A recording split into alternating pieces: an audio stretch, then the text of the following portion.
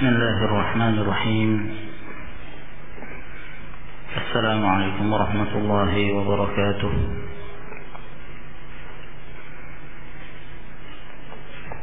إن الحمد لله نحمده ونستعينه ونستغفره ونعوذ بالله من شرور أنفسنا ومن سيئات أعمالنا. من يهده الله فلا مضل له ومن يضلل فلا هادي له، وأشهد أن لا إله إلا الله وحده لا شريك له، وأشهد أن محمدا عبده ورسوله. يا أيها الذين آمنوا اتقوا الله حق تقاته ولا تموتن إلا وأنتم مسلمون. يا أيها الناس اتقوا ربكم الذي خلقكم من نفس واحدة وخلق منها زوجها وبث منهما رجالا كثيرا ونساء، واتقوا الله الذي تساءلون به والأرحام إن الله كان عليكم رقيبا. يا أيها الذين آمنوا اتقوا الله وقولوا قولا سديدا يصلح لكم أعمالكم ويغفر لكم ذنوبكم، ومن يطع الله ورسوله فقد فاز فوزا عظيما. أما بعد، فإن أصدق الحديث كتاب الله عز وجل،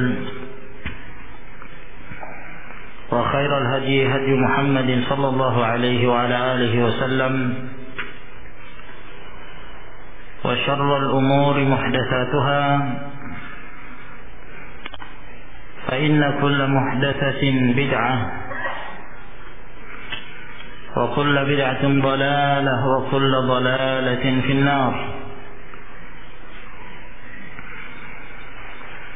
معاشر المسلمين،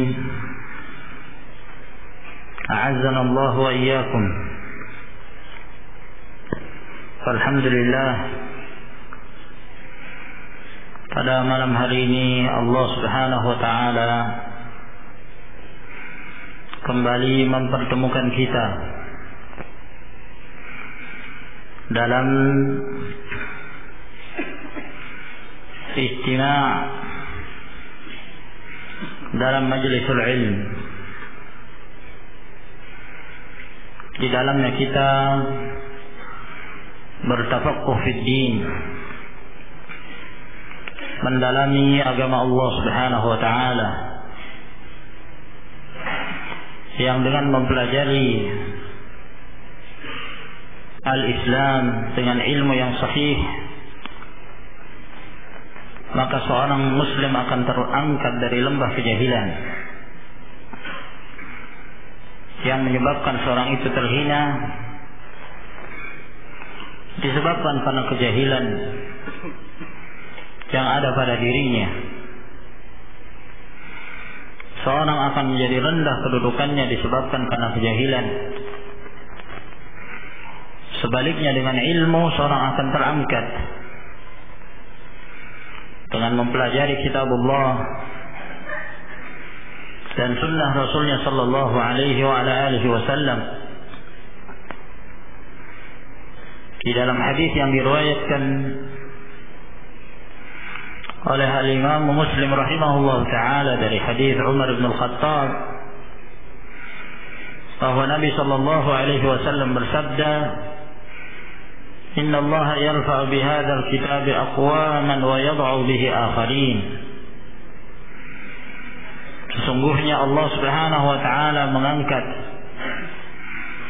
sebagian kaum dengan Al-Qur'an, dengan Alkitab, yaitu apabila mereka mengamalkannya. Hadis ini kalau bukan dalam Sahih Muslim, maka dia dalam Sahih Al-Imam Al-Bukhari rahimahullahu taala,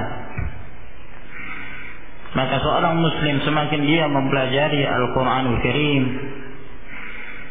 maka semakin bertambah ilmunya, semakin ditinggikan derajatnya oleh Allah Subhanahu wa taala. Hal yastawi alladhina ya'lamun wal ladzina la ya'lamun? Apakah sama antara orang-orang yang berilmu dengan orang-orang yang tidak punya ilmu? Jelas tidak sama.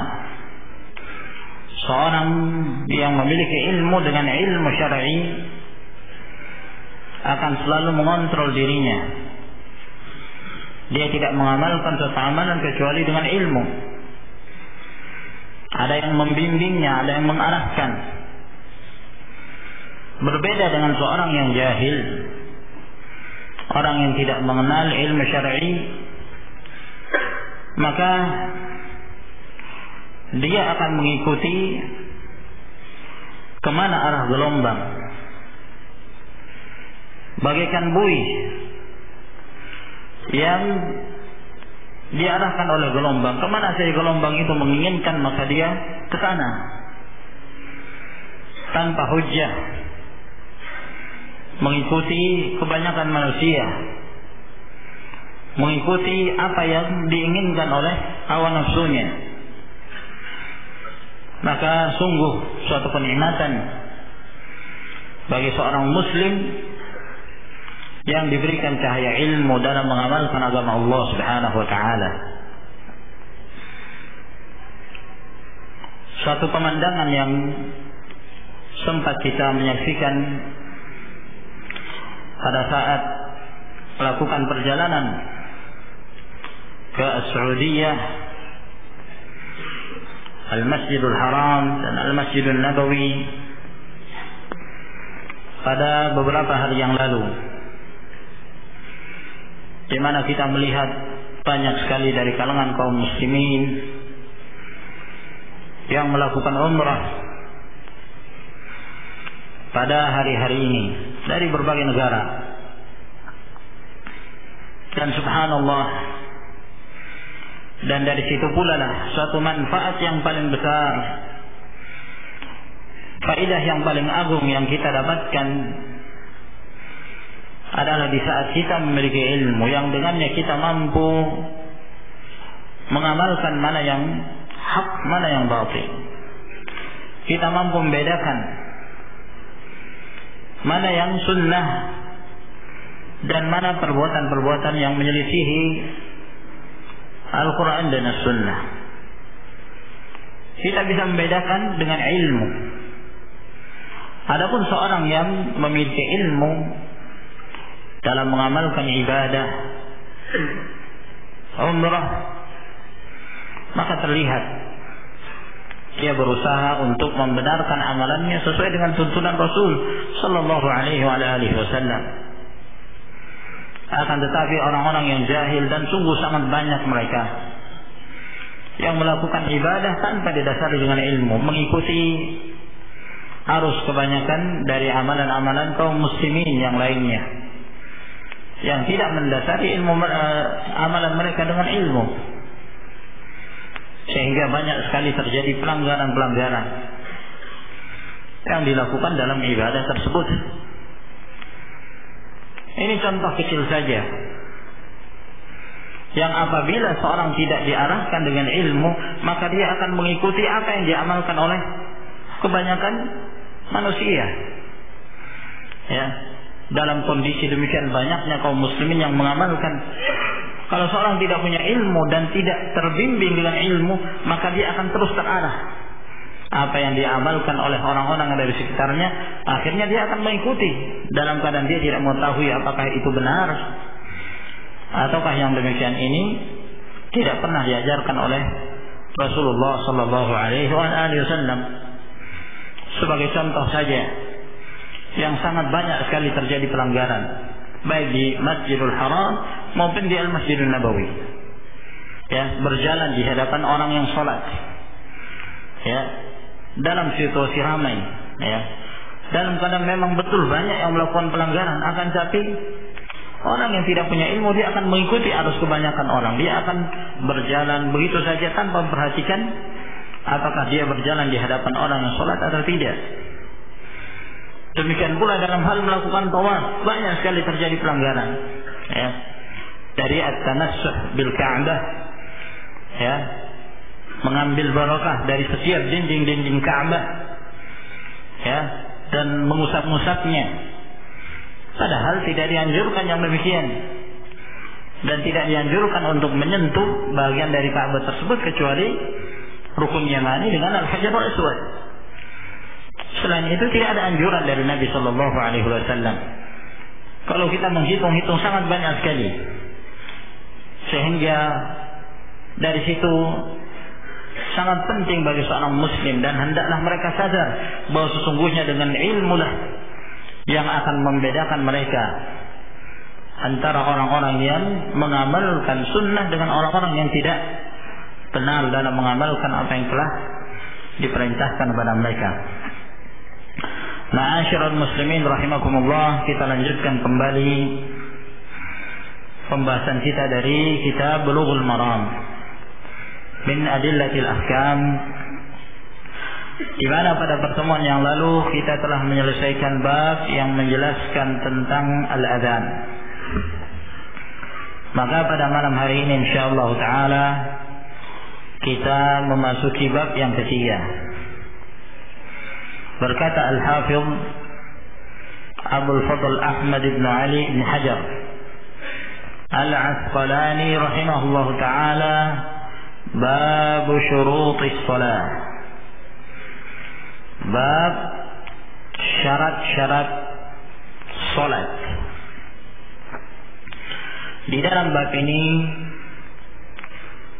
Al-Hafidh ibn Hajar rahimahullah ta'ala akan menyebutkan beberapa hadis-hadis yang menjelaskan tentang syarat-syarat dari sahnya salat seorang muslim.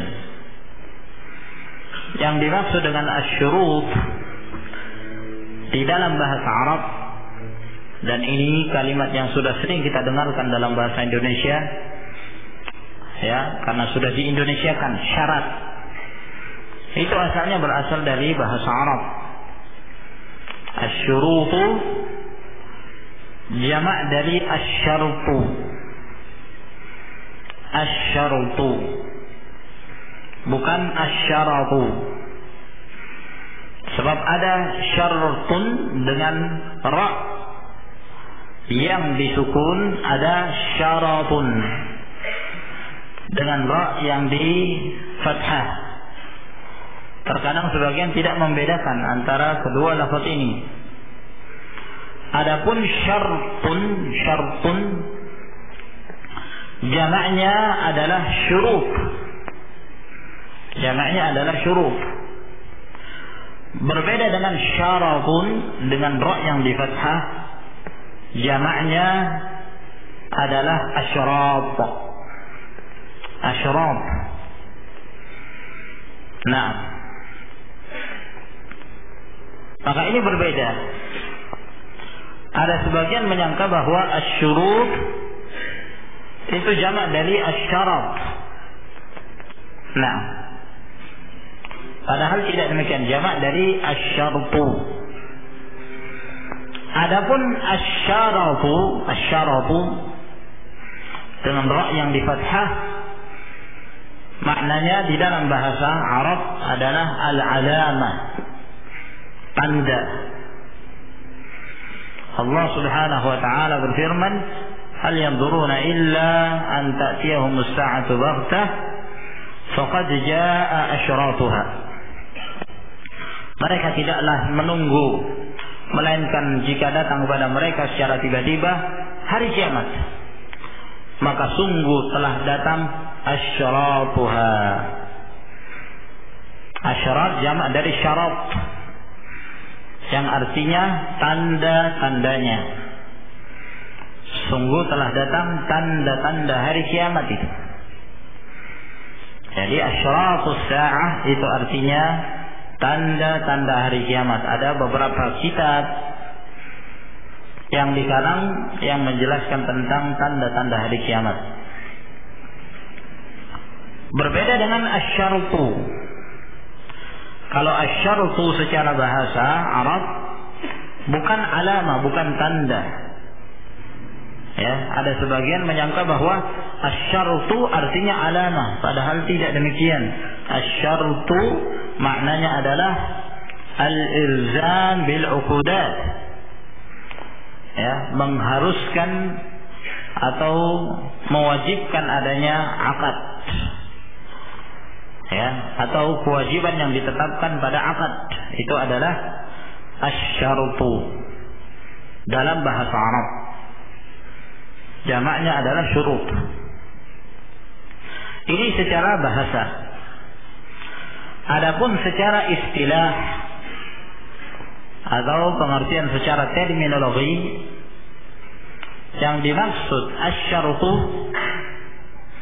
adalah ma yalzamu min adamihi al-adam wa la yalzamu min wujudihi wujudun wa la adamun li dzatihi.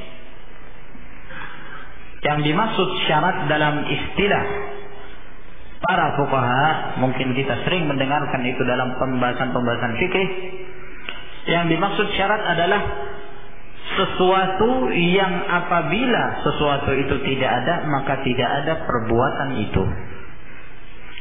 Apa-apa yang mengharuskan tidak adanya satu perbuatan dengan tidak adanya sesuatu itu. Jadi kalau tidak ada syarat ini, maka tidak ada perbuatan tersebut. Ya. Namun bukan berarti kalau syarat ini ada, perbuatan itu harus ada. Nah, ini secara istilah. Mungkin masih sulit bagi kita untuk mencerna, kecuali apabila kita mendatangkan contoh.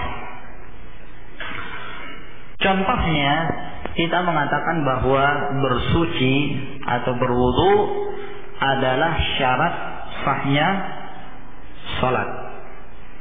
Dalam artian kalau tidak ada wudu maka tidak ada salat. Nah, jadi wudu ini adalah syarat untuk disahkannya salat seseorang. Kita kembalikan kepada definisi.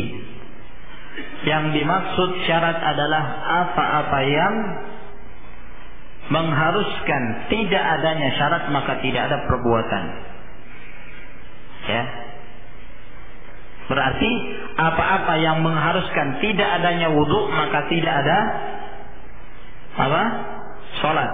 Kalau tidak ada wudu berarti dia berhadas, maka tidak ada salat. Tapi apakah kalau seseorang itu berwudu, haruskah dia sholat? Kalau seorang itu berwudu, apakah harus dia sholat? Tidak mesti. Dia boleh berwudu, setelah itu dia tidur, silahkan. Ya. Nah, tidak mesti ketika ada syarat itu harus dia mengerjakan sesuatu yang menjadi syarat. Nah, itulah yang dimaksud dengan asyarutu. Dalam istilah, kalau tidak ada syarat maka tidak ada perbuatan. Tapi tidak mesti ketika syarat itu ada, perbuatan itu harus ada. Wudu itu adalah syarat bagi sholat, di mana seseorang tidak diperbolehkan sholat kecuali apabila dia harus berwudu, mengangkat hadas. Kalau dia tidak mengangkat hadasnya, maka tidak ada sholatnya. Namun bukan berarti ketika dia punya wudu harus sholat. Ya, dia boleh sholat, boleh juga tidak. Terkecuali kalau ada waktu yang mengharuskan dia wajib untuk mengerjakan sholat, barulah kemudian dia mengerjakan sholat. Nah, inilah yang dinamakan asyarutu. Contoh yang lain, ya. Kita mengatakan bahwa perwalian dalam pernikahan adalah salah satu syarat misalnya. Ya. Salah satu syarat. Dalam artian kalau tidak ada wali maka tidak ada pernikahan. Ini tidak sah pernikahan itu walaupun dikerjakan. Nah, Dan bukan berarti ketika wali itu ada harus ada pernikahan. Nah, seorang wanita dia punya wali, tidak mesti wanita itu harus menikah. Boleh menikah, boleh juga tidak. Nah, jelas ya. Ini yang dimaksud asy-syartu. Dan itu mencakup banyak sekali dalam pembahasan fikih. Kita sering mendapatkan istilah syarat, baik dalam permasalahan taharah, dalam permasalahan salat, ya, dalam permasalahan puasa dan seterusnya dari perkara-perkara ibadah. Hanya saja para ulama membedakan antara istilah syarat dengan istilah rukun. Ya, kalau walaupun sama dalam hal pengertiannya, ya, dalam artian apabila tidak ada sesuatu itu maka tidak ada perbuatan. Tidak ada sesuatu itu maka tidak ada perbuatan. Nah, syarat dan rukun dalam hal ini sama kedudukannya, sama manfaatnya dalam satu amalan. Hanya perbedaannya, kalau syarat berada di luar amalan, sedangkan rukun berada di dalam amalan itu sendiri. Ya, seperti contoh yang kita sebutkan tadi, wudu. Ya, wudu adalah syarat sahnya sholat. Apakah wudu di dalam sholat atau di luar sholat? Tentu jawabannya adalah di luar sholat. Nah, ya, maka berarti dinamakan apa? Syarat. Kenapa? Karena dia berada di luar dari amalan tersebut. Adapun kalau sesuatu itu yang menjadi keharusan dari suatu amalan berada di dalam amalan itu sendiri, maka itu dinamakan rukun. Contohnya membaca surah Al-Fatihah. Membaca Al-Fatihah dalam salat. Rasulullah SAW menyatakan, la salata liman lam yaqra bi Fatihatil Kitab. Tidak ada salat bagi orang tidak membaca Al-Fatihah. Al-Fatihah dibaca di mana? Di luar salat atau di dalam salat? Di dalam salat. Nah, kalau di dalam salat berarti itu dinamakan rukun. Ya. Jadi ini perbedaan antara syarat dengan rukun. Nah, ini sering kita dapatkan dalam pembahasan fikih. Kemudian syarat, ya, dibagi oleh para ulama menjadi dua bahagian. Ada yang disebut dengan syartun syar'i, syarat secara syar'i, syarat syar'i. Yang dimaksud syarat syar'i ini adalah syarat yang telah ditetapkan di dalam syariat. Misalnya Allah Subhanahu wa taala telah menetapkan, ataukah Rasul sallallahu alaihi wasallam telah menetapkan itu sebagai syarat. Nah, maka syarat ini dinamakan syartun syar'i. Syarat yang telah ditetapkan sebagai syarat dari sisi syariat itu sendiri. Seperti contoh tadi, berwudu. Siapa yang menetapkan wudu itu syarat sahnya salat? Syariat Rasul sallallahu alaihi wasallam. Demikian pula perwalian dalam pernikahan. Siapa yang menetapkan? Rasulullah sallallahu alaihi wasallam. La nikaha illa biwali. Tidak ada pernikahan kecuali dengan wali. Nah, dan yang lainnya, ya, yang telah ditetapkan di dalam asy-syari'ah, maka itu dinamakan syartun syar'i. Syarat secara syar'i. Ada syarat yang kedua yang disebut syartun ja'li. Yang dimaksud syartun ja'li, syarat yang asal hukumnya tidak terdapat di dalam syariat namun ditetapkan oleh manusia, ya, dalam satu akad tertentu. Dalam satu akad tertentu. Nah, yang telah ditetapkan oleh manusia secara kebersamaan mereka. Sebagai contoh, misal ada seorang ingin menjual rumahnya. Maka dia mengatakan, saya ingin menjual rumah saya kepada kamu sebesar 500 juta rupiah. Tapi dengan syarat, saya menempati rumah ini selama setahun. Setelah terjadinya akad, saya menempati rumah ini selama setahun terlebih dahulu. Apabila ini ditetapkan oleh pihak pembeli, maka itu menjadi syarat yang telah ditetapkan, harus dipenuhi. Al-muslimuna ala syurutihim. Kaum muslimin mereka berpegang kepada syarat-syarat yang telah ditetapkan di antara mereka. Nah, kalau ada seorang wanita yang tidak dilamar oleh seorang laki-laki, lalu kemudian wanita ini menetapkan dalam akad, saya mau dinikahi oleh si fulan, tapi dengan syarat saya tidak boleh dikeluarkan dari negeri saya ini, dan saya tidak boleh dipindah dari kampung saya ini. Maka itu menjadi syarat kalau ditetapkan diterima oleh laki-laki tersebut. Kalau tidak, maka sudah tidak terjadi. Nah, al-muslimun ala syurutihim. Maka ini syarat yang ditetapkan ya di dalam akad yang diletakkan oleh manusia. Maka selama syarat tersebut tidak membatalkan sesuatu yang telah ditetapkan oleh Allah Subhanahu wa taala dan Rasulnya, maka syarat itu sah. Ya, selama tidak membatalkan sesuatu yang telah menjadi ketetapan Allah Azza wa Jalla atau ketetapan Rasulnya sallallahu alaihi wasallam, maka syarat itu harus dipenuhi. Nah, beda halnya kalau ternyata syarat itu membatalkan ya apa yang telah menjadi ketetapan Allah Azza wa Jalla dan Rasulnya sallallahu alaihi wasallam. Seperti contoh dalam hal membebaskan budak. Ya. Rasulullah sallallahu alaihi wasallam telah menyatakan, innamal wala'u liman a'taqah. Sesungguhnya ya al-wala atau maula dalam hal perbudakan itu dimiliki oleh orang yang membebaskan budak itu. Maula itu dimiliki oleh orang yang membebaskan budak tersebut.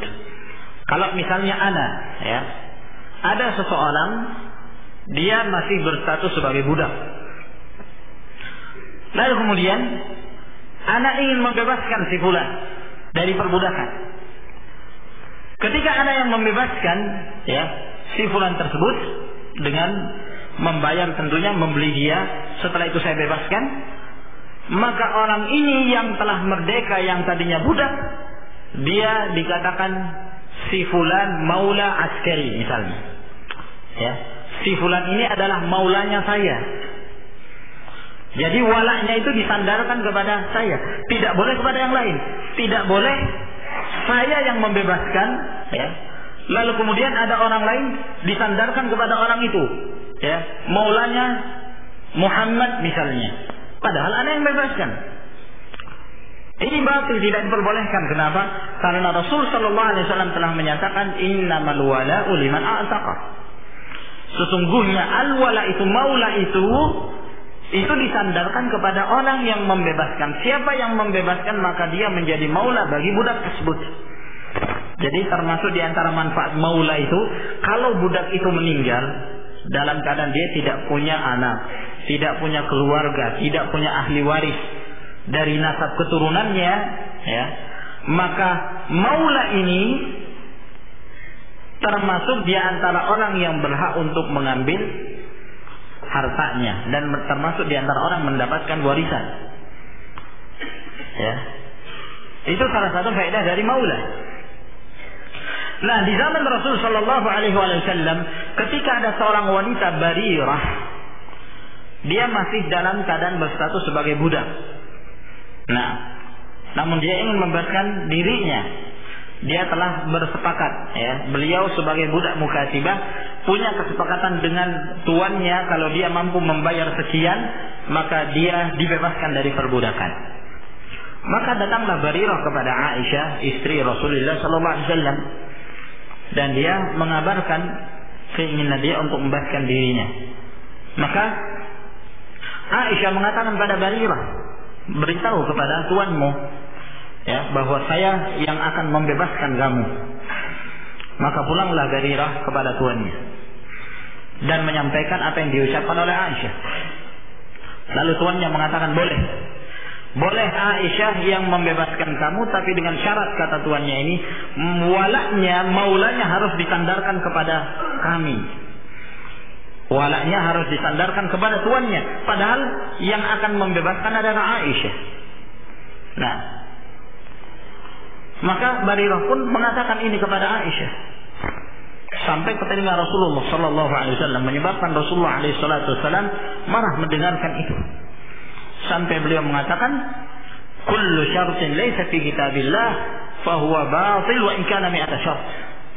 Setiap syarat yang tidak terdapat dalam kitab Allah, maksudnya setiap syarat yang bertentangan dengan apa yang telah menjadi ketetapan Allah, maka syarat itu batil walaupun 100 syarat.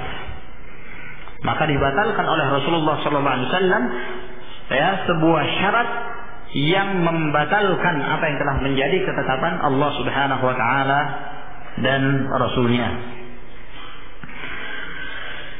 Kita masuk ke pembahasan hadis yang pertama di dalam bab ini. Berkata al-muallif rahimahullah taala an Ali bin Talq radhiyallahu anhu qala, dari Ali bin Talq radhiyallahu taala anhu, beliau berkata, qala Rasulullah sallallahu alaihi wa ala alihi wasallam, telah bersabda Rasulullah sallallahu alaihi wa ala alihi wasallam, idza fasa ahadukum, apabila fasa, yang dimaksud fasa adalah mengeluarkan angin tanpa bunyi, ya, dari tempat khusus, bukan mengeluarkan angin dari mulut. Nah, ya, kalau dari mulut namanya taza'ub, menguap. Nah, tapi dari bawah, nah, itu namanya fasa, tanpa suara. Tapi kalau dengan suara namanya durab, ya, namanya durab. Nah, mungkin kedua-duanya dalam bahasa Indonesia sama, ya, kentut, ya. Nah, buang angin. Nah, yang tahu bahasa Makassar itu agak dekat sedikit, ya. Nah, kalau fasa itu bahasa Makassarnya apa, ikhwan? Nah, orang Makassar bilang apusu, ya, dekat dari bahasa Arab, dari fasa. Nah, durat, kalau bahasa Makassarnya itu apa itu, ya kawan? Tarattu, ya, dari durat, dekatlah, ya, didekat-dekatkan aja lah. Nah, idza fasa ahadukum, apabila fasa, mengeluarkan angin, ahadukum, salah seorang kalian, fi salati, di dalam salatnya, falyansarif, maka hendaklah dia berbalik, maksudnya hendaklah dia membatalkan salatnya, dia tinggalkan. Wal yatawadda, dan hendaklah dia segera berwudu. Wal yu'idis salata, dan hendaklah dia mengulangi salatnya. Ini mengulangi salatnya dari pertama, tidak menyambung. Rawahul khamsatu, hadis ini diriwayatkan oleh 5 perawi, yaitu Imam Ahmad dan 4 pengarang kitab Sunan, At-Tirmidzi, Abu Daud, An-Nasai dan Ibnu Majah. Wa sahhahahu Ibnu Hibban, dan disahihkan oleh Ibnu Hibban. perkataan Al-Hafidz Ibnu Hajar dan disahihkan oleh Ibnu Hibban, seakan-akan Ibnu Hibban tidak meriwayatkan hadis ini. Padahal tidak demikian. Ibnu Hibban juga meriwayatkan hadis ini. Ya, di dalam sahihnya. Walhasil bahwa hadis Ali bin Talaq radhiyallahu taala anhu ini diriwayatkan sebagaimana disebutkan Imam Ahmad dan yang lainnya dari pengarang kitab Sunan, Ibnu Hibban, Ad-Daruqutni juga meriwayatkan, Al-Baihaqi dan yang lainnya. Di mana kalau kita melihat dari sisi kedudukan riwayat hadis ini dari sisi sanadnya, maka hadis ini datang dari berbagai jalan. Hadis ini datang dari berbagai jalur, yang seluruh jalur riwayat tersebut bertemu pada seorang perawi yang bernama Muslim bin Sallam Al-Hanafi. Nah, Muslim bin Sallam Al-Hanafi inilah yang meriwayatkan hadis ini dari Ali bin Talaq Al-Hanafi Al-Yamani radhiyallahu taala anhu. Ya, semua riwayat itu ada beberapa lafaz yang berbeda-beda. Di dalam sebagian lafaz tidak ada tambahan wal yu'idis shalah, dan hendaklah dia mengulangi salatnya. Nah, dan dalam riwayat itu Nabi sallallahu alaihi wasallam menyebutkan dua hukum. Hanya di sini Al-Hafidz hanya menyebutkan salah satunya saja. Padahal ada kelengkapan dari hadis ini, di mana Rasulullah SAW mengatakan wala ta'tun nisaa fi adbarihinna, dalam riwayat yang lain fi ajazihinna, janganlah kalian mendatangi istri-istri kalian melalui dubur-dubur mereka. Nah, itu disebutkan dalam riwayat ini satu dengan hadis ini. Hadis ini sebagaimana yang kita sebutkan berasal dari jalan Muslim bin Sallam Al-Hanafi. Sedangkan Muslim bin Sallam Al-Hanafi ini seorang perawi yang tidak diketahui keadaannya, majhul al-hal, tidak diketahui keadaannya. Maka inilah yang menyebabkan lemahnya riwayat ini. Ya, maka hadis ini dhaif, didhaifkan oleh para ulama, di antaranya Asy-Syaikh Al-Albani rahimahullahu taala. Ya, akan tetapi tidak mengapa kita akan membahas kandungan dari hadis ini, sebab kandungan dari hadis ini adalah sahih, benar adanya, dikuatkan oleh riwayat-riwayat yang lainnya. Di mana di dalam hadis Ali bin Talaq radhiyallahu taala, Ali bin Talaq yang disebutkan dalam hadis ini sebagai sahabat dari periwayat hadis ini, Al-Imam Al-Bukhari rahimahullah taala mengatakan bahwa saya tidak mengetahui ada hadis yang diriwayatkan oleh Ali bin Talaq radhiyallahu taala kecuali satu-satunya adalah hadis ini. Ya. Ini adalah satu-satunya hadis yang diriwayatkan oleh Ali bin Talaq, itu pun dhaif. Ya, sudah satu-satunya dhaif. Nah, Ibn Abdul Bar mengatakan bahwa Ali bin Talaq ini adalah ayah dari Talaq bin Ali radhiyallahu taala anhu, yang kedua-duanya dari sahabat Nabi sallallahu alaihi wasallam. Di dalam hadis ini kita mendapatkan beberapa faedah. Di antara faedah hadis ini menjelaskan tentang hukum buang angin, bahwa buang angin membatalkan al-wudu. Dan ini adalah perkara yang menjadi kesepakatan para ulama. Tidak ada khilaf di kalangan para ulama bahwa barang siapa yang mengeluarkan angin melalui duburnya, maka yang demikian ini membatalkan wudu.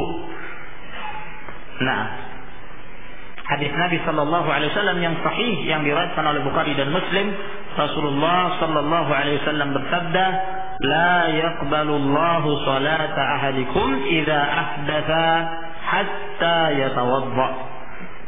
Allah Subhanahu wa taala tidak menerima salat salah seorang kalian apabila dia berhadas sampai dia berwudu. Dalam riwayat Imam Bukhari, ada salah seorang dari Hadramaut bertanya kepada Abu Hurairah, apa yang dimaksud hadas wahai Abu Hurairah? Maka kata Abu Hurairah radhiyallahu taala anhu, fusa'un aw durat. Fusa, angin tanpa suara, atau durat, yaitu yang bersuara, angin dengan suara. Nah, atau kentu. Ini adalah pembatal wudu, dan ini yang dimaksud dengan hadas. Dan yang disebutkan oleh Abu Hurairah radhiyallahu taala anhu bahwa fusa itu membatalkan wudu bukan hanya terbatas pada fusa itu saja. Ya. Abu Hurairah radhiyallahu taala menyebutkan hadas yang paling sering terjadi. Ya. Padahal di sana banyak hadas-hadas yang lain. Orang buang air kecil hadas. Orang buang air besar hadas. Nah, oleh karena itu dari sini para ulama atau mayoritas dari kalangan para ulama mereka mengambil kaidah dari hadis-hadis yang datang dari Nabi Sallallahu Alaihi Wasallam ini. Mereka mengatakan bahwa salah satu pembatal wudu adalah apa saja yang keluar dari salah satu dari dua jalan. Yang keluar dari salah satu dari dua jalan, yaitu jalan depan dan jalan belakang. Dari kubul dan dari dubur. Dubur maksudnya belakang, kubul maksudnya depan. Apa saja yang keluar? Yang sering keluar ya tentunya tinja, kotoran. Demikian pula air kencing, ya. Demikian pula angin yang keluar dari dubur. Dan termasuk pula di antaranya sebagaimana yang telah ditetapkan oleh jumhur, ya. Kalau yang keluar dari dubur itu cacing, termasuk juga membatalkan wudu, menyebabkan hadas. Kenapa? Karena keluar dari salah satu dari dua jalan. Ya. Atau mungkin ada yang keluar batu. Nah, mungkin saja ya kan ada seorang yang terkena penyakit apa ya kawan? Penyakit apa itu yang kencing batu, ya kan? Mengeluarkan batu. Nah, itu menyebabkan hadas. Nah, kalau ada seorang tertelan uang logam, ya, kemudian setelah terjebak keluar uang logam juga, maka itu menyebabkan hadas. Itu menyebabkan hadas. Nah, terjadi khilaf para ulama tentang angin yang keluar dari depan. Angin yang keluar dari depan. Nah, dari kalangan para wanita mungkin banyak yang mengalami ini, iya kan? Adapun dari kalangan laki-laki, para ulama menyebutkan ada, akan tetapi jarang. Nah, mengeluarkan angin dari arah depan. Apakah yang demikian pun membatalkan wudu, ya, menyebabkan hadas? Terjadi khilaf di kalangan para ulama. Pendapat jumhur dari kalangan para ulama, pendapat Syafi'i, Imam Ahmad, dan yang lainnya mereka mengatakan bahwa yang demikian ini termasuk dalam kaidah ini. Ya, menyebabkan hadas, membatalkan wudu. Nah, walaupun ada sebagian mazhab seperti Abu Hanifah, dan itu yang zahir yang dikuatkan oleh Syekh Muhammad bin Shalih Al-Utsaimin rahimahullah taala, bahwa keluarnya angin dari arah depan bagi wanita tidak menyebabkan hadas. Namun wallahu a'lam bissawab, yang rajih dalam hal ini adalah pendapat jumhur dari kalangan para ulama. Membatalkan wudu, menyebabkan hadas. Terkecuali apabila angin tersebut sering keluar. Ya, terkadang ada seorang wanita, ya, yang sering mengeluarkan angin dari depan. Nah, maka hukumnya sama seperti hukum orang yang mengalami salasul rih. Orang yang sering buang angin dari belakang, sama hukumnya. Ya. Setiap dia ingin sholat, buang angin, berwudu lagi. Ingin sholat lagi, buang angin lagi, berwudu lagi. Terus seperti itu. Berarti ini penyakit. Ya, sehingga dalam hal ini hukumnya sama seperti hukum wanita yang istihadah. Dia tidak berwudu kecuali setelah datangnya waktu sholat. Setelah itu dia berwudu, maka dia mengerjakan sholat walaupun dia buang angin. Ya, dalam sholatnya dia tetap boleh mengerjakannya. Sholat yang wajib dan sholat yang sunnah. Nah, begitu pula setelah datang waktu sholat yang berikutnya, ya, dia berwudu lagi, lalu dia mengerjakan sholat. Nah, yang wajib atau yang sunnah? Sama hukumnya seperti wanita yang istihadah. Wallahu a'lamu bis-shawab. Nah, kemudian di dalam hadis ini menjelaskan kepada kita bahwa keluarnya angin menyebabkan terjadinya hadas. Dari sini menjelaskan kepada kita bahwa al-hadas adalah merupakan satu sifat yang muncul disebabkan karena sesuatu yang terjadi. Apakah disebabkan karena keluarnya najis, ya, atau sesuatu yang telah ditetapkan di dalam Al-Quran atau dalam Sunnah Nabi Sallallahu Alaihi Wasallam. Di sini kita perlu membedakan antara hadas dengan najis, ya. Jangan sampai kita menyamakan, beda antara hadas dengan najis. Adapun hadas adalah sifat, ya. Hadas adalah sifat. Sedangkan najis adalah zat, ya. Sesuatu, benda. Itu najis. Nah, yang dimaksud najis di sini adalah najis secara hissi, ya. Pembahasan kita adalah najis secara hissi, yang apabila seorang memegangnya atau bersentuhan dengannya maka dia menjadi kotor. Nah, ini yang membedakan antara hadas dengan najis. Ya. Kalau hadas sifat, seseorang berhadas karena sesuatu. Sedangkan najis adalah suatu benda. Nah, atau sesuatu. Seseorang bisa berhadas disebabkan karena keluarnya najis. Misalnya kotoran, ya. Apa yang keluar dari dubur, ya, berupa tinja, kotoran manusia, yang keluar itu adalah najis, ya kan? Benda yang keluar adalah najis. Namun penyebab, ya, pada saat dia keluar, yang menyebabkan dia keluar, maka berubah status orang tadi yang tadinya dia suci, maka dia berubah menjadi orang yang berhadas dengan sebab keluarnya, ya, dengan sebab keluarnya. Nah, sehingga berubah sifat dari orang yang suci menjadi orang yang berhadas. Dari sisi yang lain, bahwa, ya, bagaimana cara kita membedakan antara hadas dengan najis? Kalau hadas, ya, cara mengangkat hadas tersebut diharuskan dengan berniat. Cara mengangkat hadas diharuskan dengan niat. Berbeda dengan menghilangkan najis. Tidak disyaratkan niat. Kalau sudah hilang, hilang. Ya.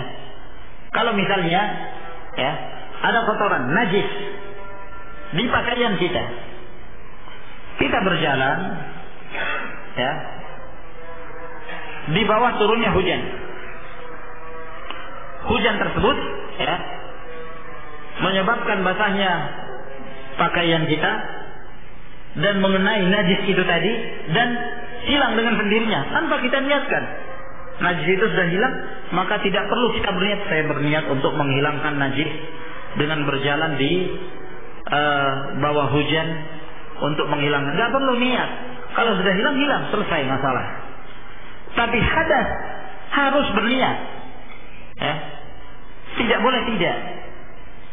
Seorang yang berhadas besar misalnya dalam keadaan junub, kalau dia mandi, ya, tanpa berniat, nah, untuk mengangkat hadas, maka walaupun dia membasahi seluruh tubuhnya dari ujung rambut sampai ujung kaki, tapi dia tidak berniat sama sekali untuk mengangkat hadas yang besar tersebut, maka dia tetap, ya, dianggap sebagai orang yang berhadas. Dianggap sebagai orang berhadas dan tidak sah bagi dia salat yang dia kerjakan. Nah, sebagai contoh misal seorang yang dalam keadaan junub, pada waktu subuh hari dia lupa bahwa dia dalam keadaan junub, maka dia mandi hanya sekedar untuk menyegarkan diri, ya, untuk mendinginkan tubuh, hanya itu saja. ya, tidak terlintas oleh dia bahwa dia dalam keadaan junub, maka dia mandi, selesai dia berwudu, sholat subuh, tiba waktu zuhur dia sholat zuhur, tiba waktu asar dia sholatul asar, maghrib isya dia mengerjakannya.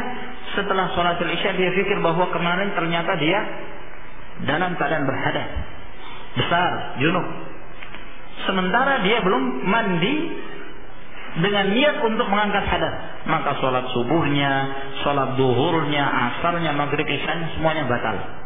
Wujuduha ka'adamnya, tidak sah. Kenapa? Karena dia mengerjakan semua itu dalam keadaan berhadas, ya. Maka dia pada saat mengingatnya dia wajib untuk mandi, untuk dengan niat untuk mengangkat hadas. Setelah itu dia mengerjakan kelima dari sholat tersebut, sholat subuhnya, zuhurnya, asar dan seterusnya. Nah ini yang membedakan antara najis dengan hadas. Perbedaan yang lain bahwa orang yang berhadas tidak ada uzur bagi dia, ya, di saat dia lupa atau lalai dari hadasnya. Sebagaimana yang kita sebutkan tadi, dia lupa bahwa dia berhadas, tapi dia sholat, maka sholatnya tidak ada uzur bagi dia. Dia tidak dianggap mengerjakan sholat dan dia wajib untuk mengganti sholat yang telah dia kerjakan. Karena Nabi SAW mengatakan, la yaqbalullahu salata ahdikum ila ahdath hatta yatawadda. Allah Subhanahu wa taala tidak menerima salat salah seorang kalian apabila dia berhadas sampai dia berwudu.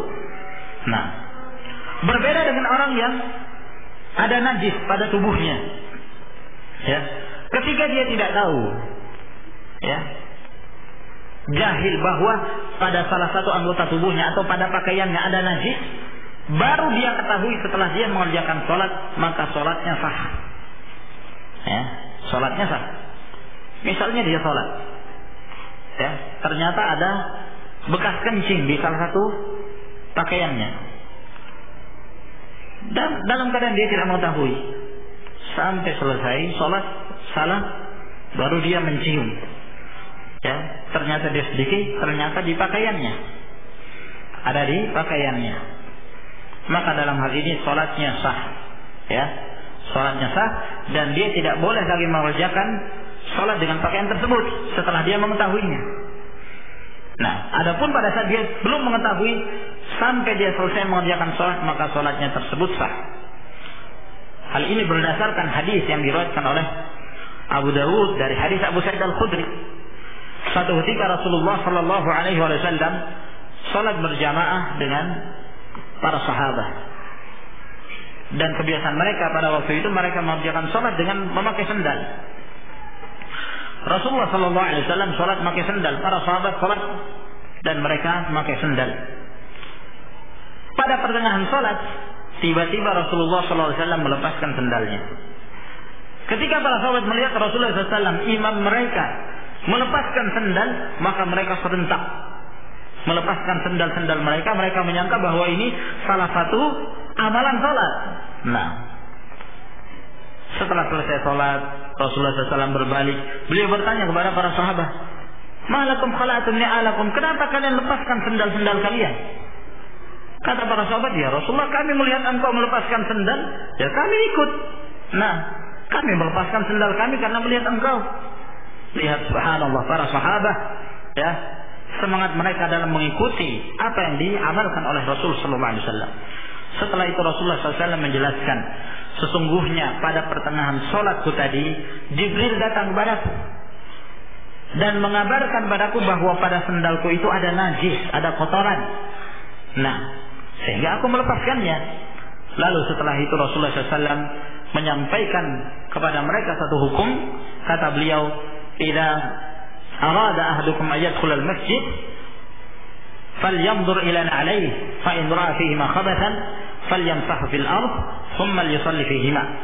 Apabila salah seorang kalian hendak masuk ke dalam masjid dengan memakai sendal, maka hendaklah dia mengangkat sendalnya melihat bagian bawahnya. Apabila dia melihat ada kotoran, maka hendaklah dia menggesekkannya ke tanah, ya, setelah itu dia boleh masuk dan sholat dengan menggunakan kedua sandalnya tersebut. Maka di dalam hadis ini Rasulullah SAW menjelaskan pada kita bahwa pada saat beliau sholat, beliau tidak mengetahui ada najis di sandalnya. Setelah beliau mengetahui, beliau tidak memulai sholatnya dari awal, akan tapi beliau hanya melepaskannya dan beliau melanjutkan sholatnya. Kalaulah seorang yang mengerjakan sholat dalam keadaan ada kotoran, ada najis di pakaiannya, menyebabkan batalnya sholat, tentunya Rasulullah SAW akan mengulanginya dari awal, ya. Maka tatkala beliau tidak mengulangi, beliau hanya melepaskan sendal dan melanjutkan sholatnya, maka ini menunjukkan bahwa apabila ada najis pada pakaian seorang yang sedang mengerjakan sholat dalam keadaan dia tidak mengetahui sampai dia selesai mengerjakannya, maka insyaallah taala sholatnya sah. Wallahu a'lam bishawab. Saya kira ini insyaallah taala yang menjadi beberapa faedah yang kita sebutkan pada malam hari ini, mudah-mudahan dapat bermanfaat. Insyaallah taala kita lanjutkan di pertemuan yang berikutnya. Wa akhiru da'wana alhamdulillahi rabbil alamin. Wassalamu alaikum warahmatullahi wabarakatuh.